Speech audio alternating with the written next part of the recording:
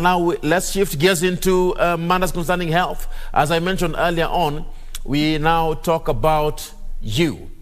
Obesity is the conversation, obesity and metabolic syndrome. What is obesity? How can you tell that you are obese? Is it possible to have home remedies that treat obesities? What about the concoctions that we know some of us make? When you walk in different offices, there's always going to be that particular lady that has a bottle that is full of majiandimu. Let's talk about that particular conversation, obesity and metabolic syndrome. Even as we handle this morning, I am with Dr. Boniface Onsongo. He is a founder of Stable Health Foundation. Daktari, karibu sana. Asante sana. And my brother. Yes. Ram. Yes. Your name is a good one. Yeah. Unique one. Unique one. Thank you. So I'm Dr. Onsongo Boniface, as you rightly put it. I'm the founder of Stable Health Foundation, the medical officer at Equity Afya Group of Medical Centers based in Kitengela and South B, Equity Afya branches. And there is there are so many people that can talk about this topic. You are one of them qualified to handle this. Daktari, yes. I want us to go basic. This conversation needs to be as basic as possible because many Kenyans want to understand this conversation about obesity. Yes. Just from the ground level, what is obesity? Thank you, my brother. Obesity in a simple manner means excessive or abnormal accumulation of fat in your body that can impair your health. That's the simplest definition. So if how can I know that I am obese? You said accumulation of fat in the body. Yes. Everyone has fat in their body. Yes. It's now it's excessive or abnormal is when it becomes obesity or overweight, which are two different things. Okay. So how to know it will now come us to try and as doctors to be able to estimate a probability of you being overweight or obesity by doing what we call a BMI, which is the simplest calculator for an adult population. That is, people are not children. We use BMI as a simple estimate to know whether somebody is overweight or obese. So, you said that there's a difference between being overweight and being obese. Yes. So the difference is simple. First, we have said by a simple definition, is excessive or abnormal accumulation of fat in your body that can impair your health. So by that definition, it tells you that there is no more cholesterol, there is no more fat when it becomes abnormal. So by now looking at the difference between overweight and obesity is we narrow down to our discussion to what we call a basic metabolic index, which is a BMI, which is an estimate probability of somebody being their weight not normal. So the normal value should be 18.5 to 24.99. So that means I take your weight, I take your height. Your weight should be in kg, your height should be in centimeters. So I take your weight, I divide your height in now I convert it to meters, I square that. We'll maybe demonstrate that for you to understand better. But now by comparing your weight and height, this will give us your BMI value. Your BMI value, if it's 22, that means you are normal. If it's 26, that means you are above 25. So 25 to 30 is overweight. And above 30 is overweight. And above 30 is obese. And obesity is now at grade 1, 2, kuelekea hivyo. There are those who are above 30, we start also classifying them. But anybody above 30 BMI is obese. That's what we call obesity now. So regardless of your height, yes, it must be below 25. Regardless of your height, because the BMI is an indicator of your height and weight. Yes. So regardless of your height. Regardless of your height, because height must be tallied with weight. Okay. That's how you calculate the BMI. So somebody can be 70 kg and is overweight. Another one is 90 kg and is normal weight. What value of height comes in as a factor because it's a measure of your weight and height compared. And 100 kgs you can be a normal weight. If you are very tall. Yeah, so that's why now we do the BMI, is that we want to compare your height and weight. So obesity is the extreme level of being overweight. So yes. So if you are overweight, there is no cause of alarm. Overweight also. It's good I clarify this, Buanaram. Yes. Overweight doesn't mean you are normal. It means your weight is above your height. Yes. Now, it is also called pre-obese. That means you are at risk of obesity. Now, overweight on its own has also problems with your health. It can give you some complications. Okay. So not only must you be obese for us to discuss, we start the discussion from a BMI of above 25. The conversation starts from 25. So the conversation starts from 25? Yes, From the point where you're overweight to the point where you're obese? Exactly. Now. And there is this particular term that we are indicating on our screen this morning. Yes. Metabolic syndrome. Yes. Let's define that also. Metabolic syndrome, and it's a big issue that Kenyans must know this. Metabolic syndrome is a cluster of conditions. Now, this definition, according to the medical books, is a cluster of conditions in which there are 4 parameters involved. One, you have elevated cholesterol or triglycerides in your blood. That means you have excess fat in your body in a simple way. That's the first parameter. Parameter number 2 on a definition is that you have excessive or an increase in your waist circumference, which means you have adiposity around your waist. So that's what we call kitambi in simpler way. So that is the factor number 2 in metabolic syndrome. Number 3, the first and second have a potential to lead you to the third, what we call elevated blood pressures, my brother. Is that the one that we normally call as high blood pressure? Exactly. Now, the last one in this metabolic syndrome is what we call elevated blood sugar. And I will tell you, Ram, shortly, that cholesterol and the waist circumference, what we call obesity, has been contributing to the biggest causes of diabetes and hypertension in Kenya today. Because through metabolic syndrome, the definition is that this metabolic cluster of diseases occur together as a complex. So that's why we have to have that conversation on how obesity can lead you to hypertension and diabetes and their complications. These 2 diseases have also their complications. High blood pressure can lead to stroke, heart attack. So it might start from as early as obesity, which complicates to come into the complex, and the pressure elevation can lead you to another issue. So that's what we are conversing about. Wow. Today, Daktari, you're making many people to be glued to their screens because you're mentioning things that some of us are afraid of. I was looking at my ladies here who are operating the camera. You can see one. I can see they're physically, externally okay. But we might need to do... They're touching their stomach. They're holding it. Wondering what's the problem. That's okay. That's why we are here. As a doctor, I'm here to ensure I'm championing wellness. As a doctor, our work is to educate you on prevention of diseases. So today we are here, and after this we'll be able to talk to them and see how best can they maintain a normal BMI. That's our focus. My director is also a lady. She's telling me, Komaskio, wacha tumbo zetu. Many ladies struggle with that. Lazima tuziangalie. You see, there's this quote, they say that urefu ni kuzaliwa nayo. Lakini mimba na kitambi ni effort yako. Tutaongea hiyo. Haya, tuendelee. So many feedback I'm getting from people here. Yes. Let me get to understand this. Yes. Is there a particular type of food that I can eat that can make me to become obese or to have metabolic syndrome? Thank you. The question you're asking is a very important one to take the Kenyans to understand what to call risk factors now. Yes. And apart from food, of course, I will mention other factors. Now, in risk factors for overweight and obesity, I normally look at it from this way. One, those who you can modify and those you can't modify. So you say modifiable risks and non-modifiable risks. Risk is something that predisposes you to a condition. Yes. So in obesity and metabolic syndrome, we can put them to categories. Now, on modifiable, diet is one. Diet and unhealthy eating behaviors. Okay. So intake of excess calories.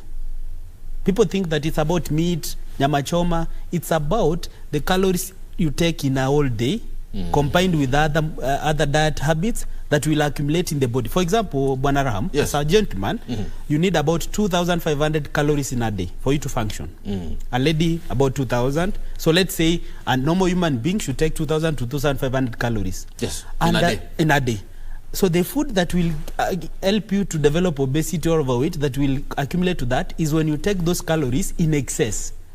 So you come out of here, you take some fries, you take some chapatis, ugali, mukimo, ngwashe, fruits, you are taking right foods maybe, but you are taking excess of calories. And if it's 4,000 calories or 3,000 calories, the excess you have taken are stored under what we call adipose tissue. Mark the word adipose tissue. That's science, but you must know it. I remember that from my biology. Exactly. Adipose tissue. Are they within the... Below the skin. The skin? Yes. So you have taken 7 chapatis. One is used. The excess, which you are above the calories you need, are converted to adipose tissue through your liver. That excess will accumulate to give you abnormal fat accumulation, which now we call obesity, which is part of the metabolic syndrome. So on that diet, there is also taking cholesterol and fat. Like that, you are really offending many people. You are offending many people. Yes. Chapati. Let me understand. Those foods are very good, Ram. They are good. They are very good. How can I ensure that I stick within the 2,000 to 2,500 calories? So that will take you to get the knowledge, understanding. For example, I advise all Kenyans to be able to, there's a chart which I normally share, and I think we'll do this sharing, so that you learn this food I'm taking, how many grams or milligrams of calories it contains. So that in a day, you don't need to start measuring Bonarham, but you can estimate. Through now a nutritionist and maybe a doctor, you can be able to go through your diet, what we call a menu. So it's okay to take these chapatis and the guashis. They are okay as long as you take them proportionately. Exactly. Is that what you're saying? Exactly. And in this proportionately, let me give you a simple way to know it. Yes, make it simple. Make it simple. There's a plate we call Eat Well plate. Eat Well plate is also found in what we call Harvard diet plan or Dash diet plan. An Eat Well plate, RAM means this.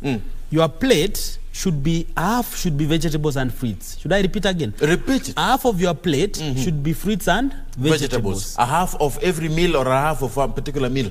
Every meal. Every meal. Breakfast, lunch, supper. So taking chai, mkate, asubuhi without fruits and vegetables, you are already reducing your probability of getting half during the whole day. So half every meal is advisable to be fruits and vegetables. Asubuhi matunda, na hiyo ingine carbohydrates, na protein. Now the other thing I need to mention is this. In this, a quarter remaining should be proteins.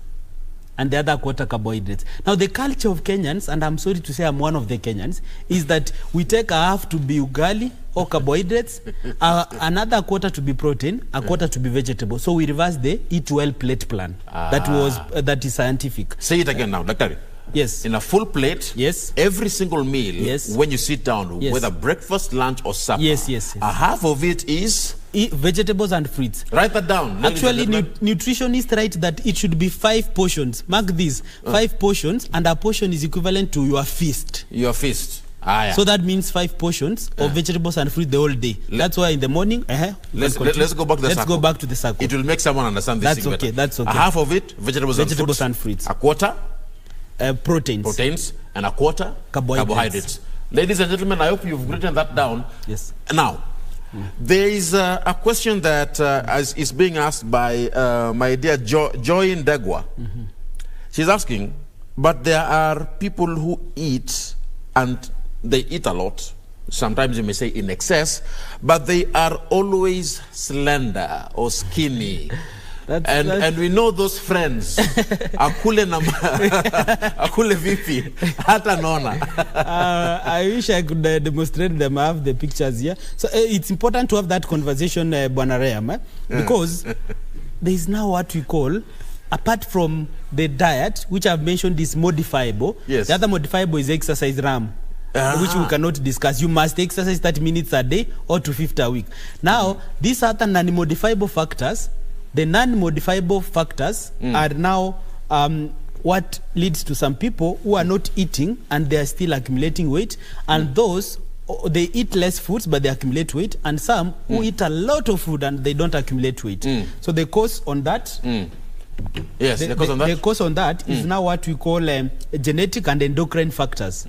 Metabolically, Bwana Raham, there are metabolic factors that can affect how much you control your calories. The metabolic factors. So somebody will be metabolically breaking down calories at a higher rate than somebody else. What causes that? It's you are born with that metabolic rate. It's just how your body is. Just how your body is. Another thing is genetics. For example, there's what we call congenital leptin deficiency. Let me mention this, so that somebody is born with a condition that causes severe obese beginning in early stages because they are born without an hormone called leptin. So this nothing to do with eating and exercise. So if someone is obese or overweight, it doesn't mean they have a problem. Or there's something wrong with them. It could also be a problem that came from the time that they were born. That's probability. But the good news to tell Kenyans is that somebody could be exposed to that genetic or metabolic exposure, but the diet and exercise, among other risks that you can modify, contribute to worsen the condition. For example, if you are born with the congenital leptin deficiency and you are eating junk foods as a child, that exposes you to be at a more risk to develop overweight and obesity. So there's that part of genetics, but genetics is combined with the modifiable risk factors, make the condition to be in a worse state. Yes. So you are answering that question of those who eat, but they are always slender. Yes. My director is telling me to give an example of Okinyi. Together with my brother Phineas. Their body has been, over the many years I've seen them, over 5 years, they don't increase, they don't reduce, they're just there. So you're saying it's just how their body is. Yes. Metabolically. It's their metabolic rate. Yes. Yeah? Yes. All right. Now, what about, because you've mentioned a very interesting point there, what about children and parents? You would realize that there are parents that every time they come home, the child will make a request. Please, bring home something sweet. Bring home something nice. Or every weekend, the parent must take their child out to town, or they will bring them some chips or fast food. Is that risky? Quite risky, I will say, because I come from an understanding as a doctor of a worrying trend that shortly thereafter, 2016 backwards, the rate of overweight and obesity in Kenya was quite low, to less than 20%, Bwanaram. And today, we are talking about the rate has increased to an average of 40%, which means in urban populations, which the population we are talking about, it's actually 60%. 60% of adults in an urban setup could be overweight, which is contributed because of what you are saying, a child commanding you to say, bring me these sweets, bring me this kind of food, bring me these fries, bring me this sweet pizza. So pizza. When you combine all those things, Bwana Raham, the child is eating excess of the calories they need in a day. So we call that a theory we call obesogenic. But you can't say, is it possible to argue that this particular child, even as they are taking a lot of these fast foods, they are playing outside. They go outside. That explains why the same child is not diagnosed of hypertension. But look at it this way. Is not diagnosed of hypertension because they are exercising. When they are in the university, the timetable is tight. When they are 30 years at work, they are very busy. They go home to sleep for 6 hours. That's what they were taking when you were feeding them at year 10, year 8, year 9. Bwana Raham starts to catch with them at the old age. And this is the risk now. Why? Even a kid, as much as they exercise, you will need to educate them to be healthy. And I love what we used to do in high school.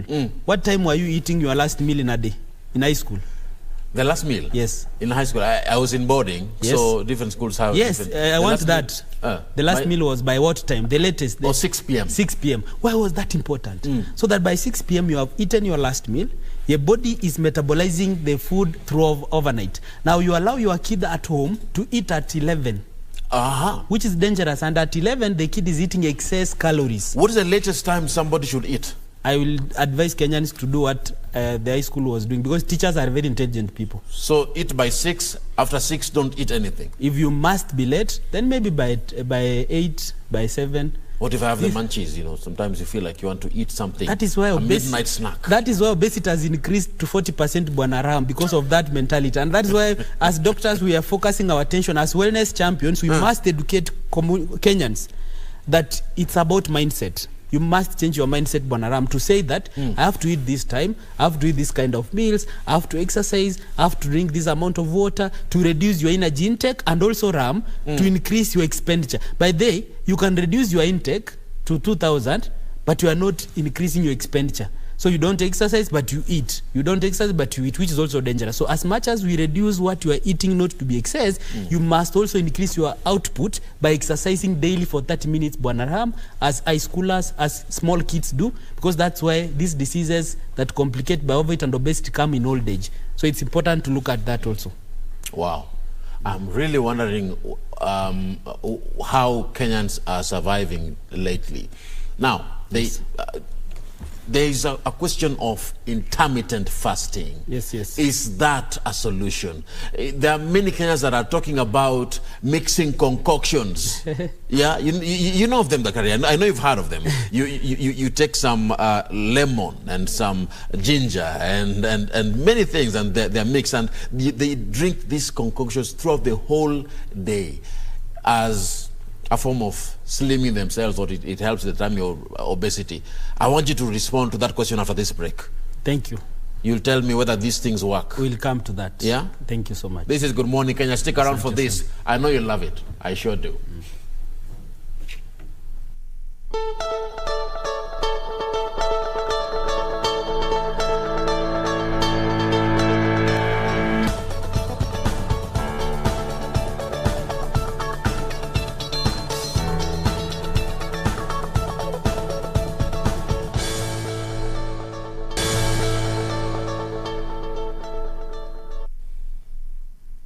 Thank you so much for sticking with us. My director is really playing with my name. My name is Ram Aguko. Thank you so much if you've just joined us this morning in Kenya. And today we are talking about matters concerning obesity and metabolic syndrome. I'm with Dr. Boniface here. We are talking about these issues, and I love the fact that you are engaging with me. Dr. There are so many questions that are coming through my my end. And this is Jane. Jane is asking a question here. Let me just get it. Yes. What can I do as a lady to reduce my tummy? That's a question. I don't know if that one is connected to this particular discussion. Connected to prevention and management. Prevention and management. As we are discussing shortly. Yeah? You will address that. Yes, yes. Correct. Yes. Now, even as we talk about this, I invite you, wherever you are. The hashtag is Good Morning Kenya, at Ram Aguko, which is my handle, and at KBC Channel 1. Talk to me. Do you have any questions concerning obesity and metabolic syndrome? What are your struggles? Let's get the solutions today instead of you going out there and being misled. Daktari. Thank you. That's true. Asante sana Bwana Ram. I want us to handle this particular area. Yes. What if someone is saying, you know what, Daktari, I'm comfortable with my body. I'm okay with how I am. And there are those who go around saying, I'm okay with my stomach, I'm okay with my weight, I have no problem. Why should we be worried about obesity? Thank you, Bwana Ram. A very important conversation. They say my body, my choice. Back then it was my dress, my choice. Now it's today we can twist it a bit. My body, my choice. My body, my choice. Your body, your choice in medical terms is not a very good thing, because your body is not your choice. Your body will engage doctors and medical fraternity to support it.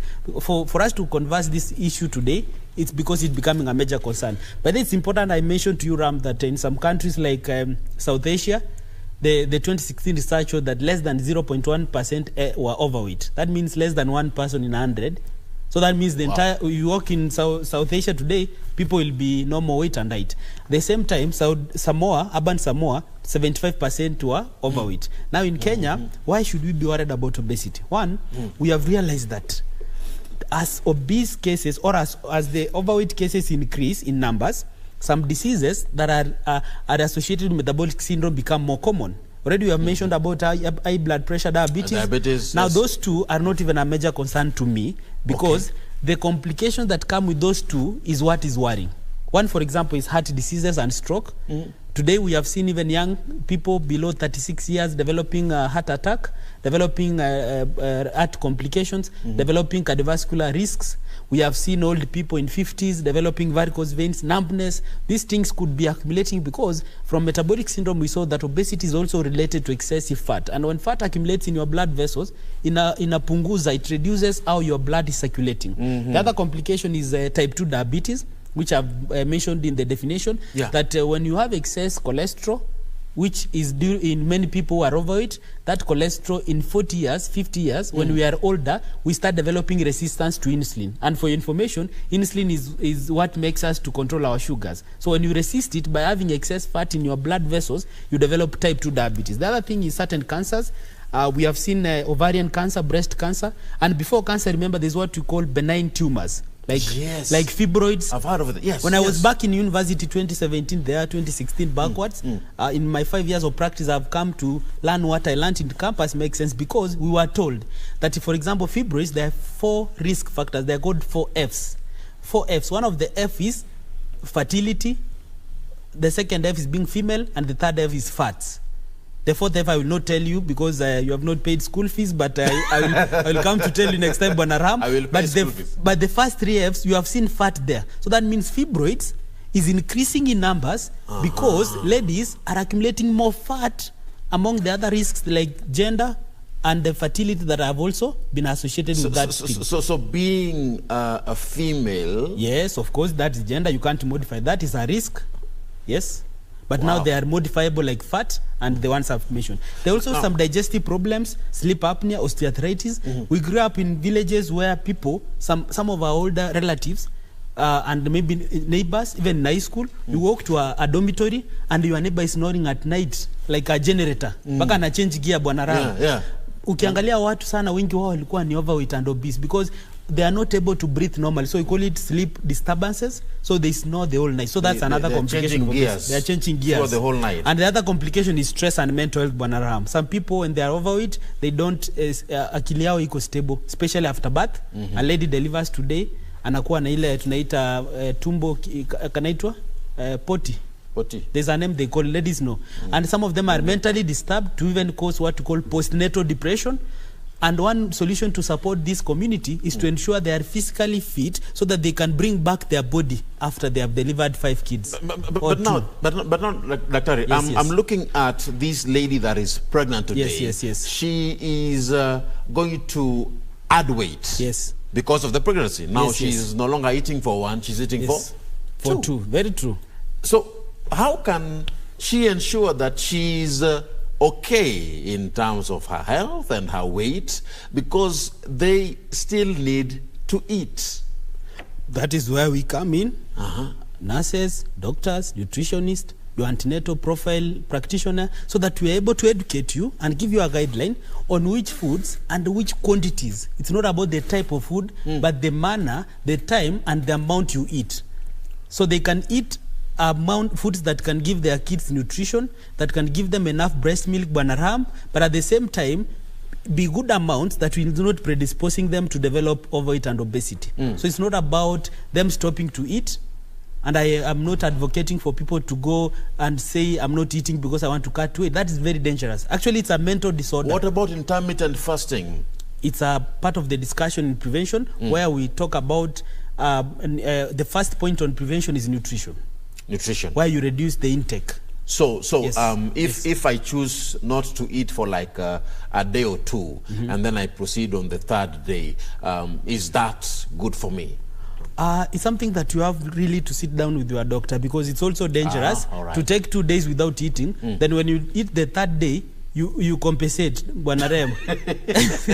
So you are compensating the days you never ate, so that you eat excess, which becomes more dangerous. Afadhali ungekula hizo mbili, because the excess you will eat day 3 will accumulate in your belly. So intermittent fasting is a medical method that is used to manage, prevent, and even other diseases, but it must be done professionally, Bwanarem. Now, Dr. And there's a formula that I can share for the purpose of the audience. Is that there's a 0-8 formula.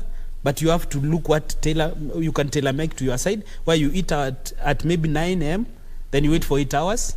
At around 5-6 p.m., you take your next meal, then you wait mpaka asubuhi. That means you allow your body 12 hours of metabolism and digestion. Meaning you will be eating twice a day? But not daily. You choose with guidance from a qualified nutritionist or a qualified doctor to give you that formula, so that you are not also affecting your body by having undernutrition. As you avoid overnutrition, don't subject yourself to undernutrition. It's very dangerous, more than okay, all of them are dangerous. So try to balance, not to go under nutrition or over nutrition. But at the end of the day, you're saying it's important for you to visit a nutritionist, yes, see a doctor, exactly, get advice. Exactly. But now I'm looking at this individual you mentioned. Yes. When they're sleeping, they change gears as they snore from gear 1 to gear 2. Gear 4, 5, wanafika 10. But there's the aspect of sweating. Yes. Excessive sweating. Yes. At night when you're asleep. Yes, or sometimes we could be sitting like this, but someone is really sweating. Exactly. And they're just seated. Yes. No work done. They are not even talking. Is that a problem? They're not even talking. But it could be a problem.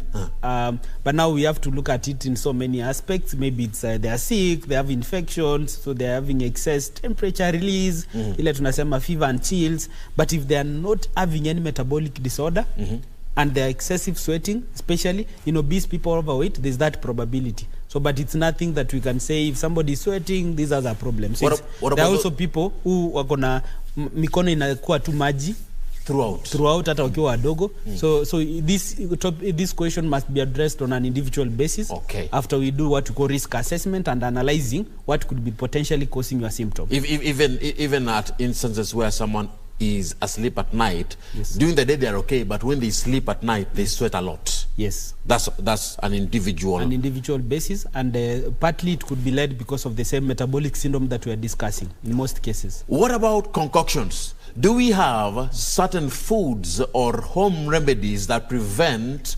obesity? Yes, they are there, and we have so many of them. And when I talk about concoctions, I want you to remember that it's important the members and the audience to know that these concoctions and herbs, they must work in line to what conventionally is acceptable. So look at this Bonaram as an example, because you're asking about our nutrition. Yes. And our nutrition, our basis is on reducing the intake of calories and increasing the output by the concoctions. They are all like, let me take ginger.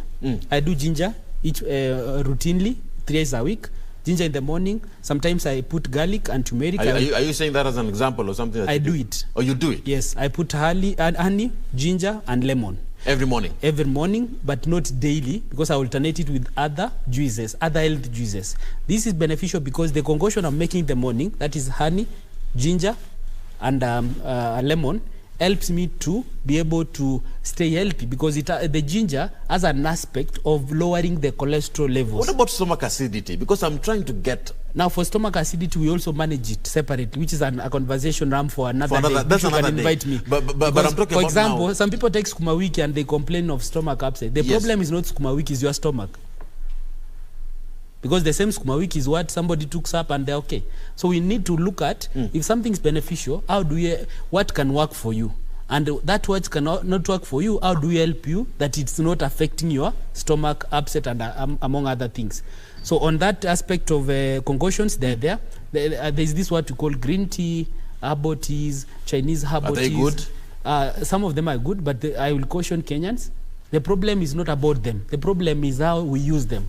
Because if you overutilize them, in the expense of thinking that by taking concoctions, you don't need to exercise, you don't need to stop eating a lot of calories, you don't need to measure your fat content in a day, that becomes the risk now. So, yes. I have a friend that likes taking this dawa. Dawa? Dawa is the one I've mentioned, ginger, honey, and citrus fruit. And I'm looking at dawa. Is that something that if I take every single day, let's say once a day, is it good for me or toxic? It's good for you, but don't overtake it.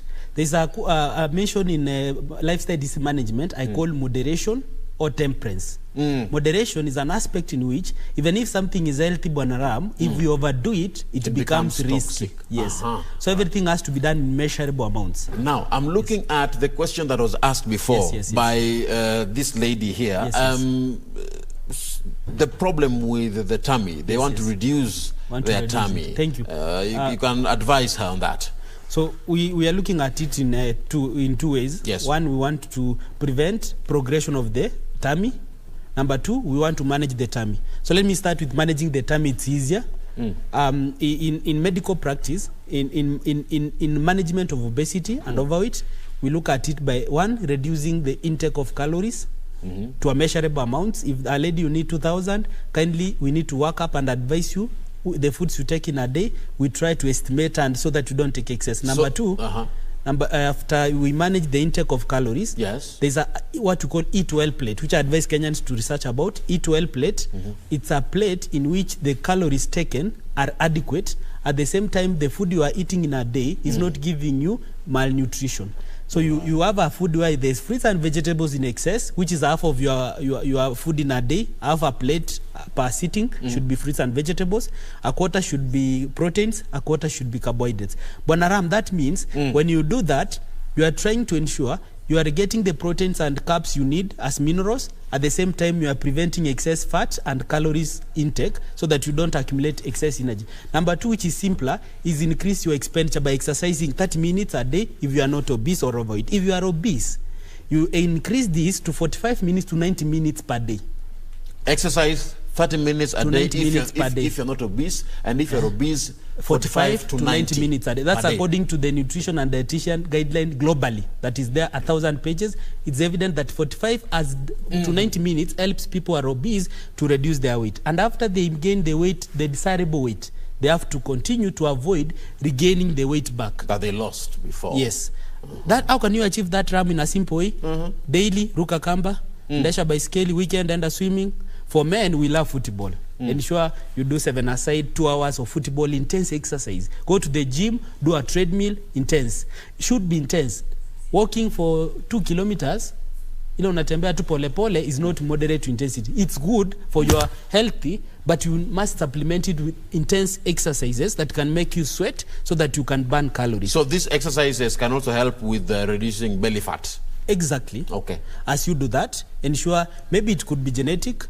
So as a doctor, I can assess the risks. If it's leptin deficiency, which is congenital, there's a drug, Bonaram, that is used to manage that so that you are given what you are missing to ensure your body is metabolizing calories. If it's an issue to do with gender, you cannot change your gender. You cannot. If it's issue to do with the obesogenic environment, which is an environment that is exposing you to a lot of food, we advise you to work with a group so that you're able to learn how best can you be in an environment you can eat healthy foods. The other thing on prevention is, as you look at it, on management, if it's obese class 2-3, that means BMI of more than 35, we have surgical methods we use in hospitals conventionally. We have balloon therapy that has been conventionally used and globally studied, whereby your balloon inaeko kwa tumbo, it reduces your stomach size, or the size of the space that you are supposed to accommodate food, which reduces your appetite centers so that you are not stimulating to eat excess food. And back to the juices, the concoctions are not bad things. It's only that you need to know the measure of the green tea, the measure of the ginger, the garlic, and don't mix so many concoctions that you make even something that is very toxic for your body. I've seen patients in our wards who come with liver toxicity. Wow, and because some of the things they've been drinking. Some of them have gone to these streets and they're picking herbals all over in the name of weight management, and they come with liver toxicity. So it's important to know what you call moderation, Bonaram. Also, you need to be careful about the things you buy on the streets. Exactly. I have a question here from Ben. Yes. He's saying, kindly ask Dr. about heartburn, especially when you take certain types of food and drinks. I'm not sure whether I mention it in 1 minute because it's a topic of whole time, but I can mention something. I know that one is a whole conversation. It's called GERD. GERD, gastroesophageal reflux disease. That means you have a gastritis, which is acidity that is in your stomach, and that acidity can also cause ulcers. Now, when the acidity goes to the esophageal region, we call it GERD. It's a reflux. And that happens for so many reasons. And there are more than 10 factors that have been associated to increase your risk for that acidity. But can this affect the type of food, the meal plan you are having as you're trying to moderate your body and your obesity and trying to remain healthy? It can affect. And actually some of the meals that we are recommending to avoid in management of overweight will give you a beneficial factor, Bonaram, on managing even acidity. Because look at an example. Taking meals irregularly, chips, mandazi, chapati. Unajua kuna watu wanakula saa 2, saa 3, saa 4, saa 5. Every 1 hour they are taking some meals. That one is called irregular meals. It's one of the top 10 risks for acidity and heartburn. Wow. Now, being a risk of heartburn, in obesity and overweight management, we are advising you to reduce taking those excess calories.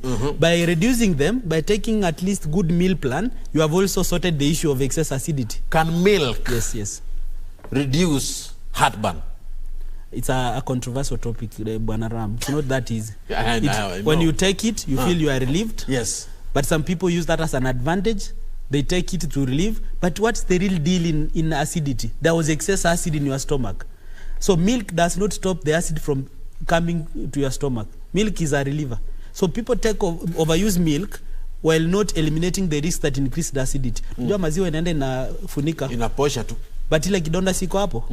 So it's important to have this conversation that we need to know what are the things that can relieve, like omeprazole and among others, but what are the things that expose you to that acidity that you can eliminate them and eradicate that risk. And what are the foods that I can eat that can help me hit 2 birds with 1 stone? 1, reduce chances of obesity, and 2, reduce the acidity rate in my body. Oh, you want to kill zote mbili pamoja? Because you mentioned that there are drinks that I can take that can help reduce obesity. And you mentioned lemon and those things. But lemon, on the other side, for someone who has heartburn, can be hazardous. Correct? So what we do on the juice, I will take you back to what we call protocol juice. By the summary of most lifestyle diseases, they share so many things. Be it hypertension, obesity, peptic ulcer disease, they share one common thing, principle, Bwana Ram. The principle, I call it New Start.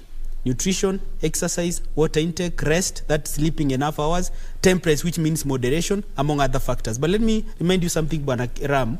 On nutrition, that you can kill 2 birds, this is what you do. If you have acidity, the juice that you are taking to manage weight should be a juice that balances acidity. I call it protocol juice. For the sake of Kenyans, protocol juice is where you take a cabbage, a carrot, garlic, you know garlic? Kitungu saumu, you take 2 cloves, red onion, like kitungu ya bulb, round.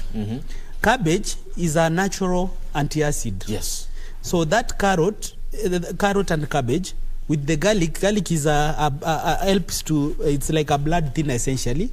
So by doing that combination, garlic will not irritate you.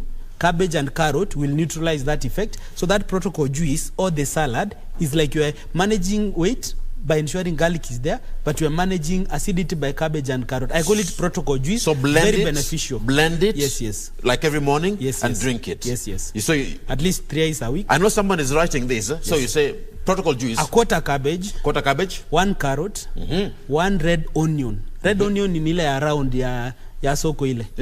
Alafu garlic, you don't take a whole garlic. It's dangerous. You take a garlic, you pick 2 pieces called 2 cloves of garlic. That glove, or 2 cloves. You pick 2 cloves. You mix those because they are not sweet. You add a sweetener.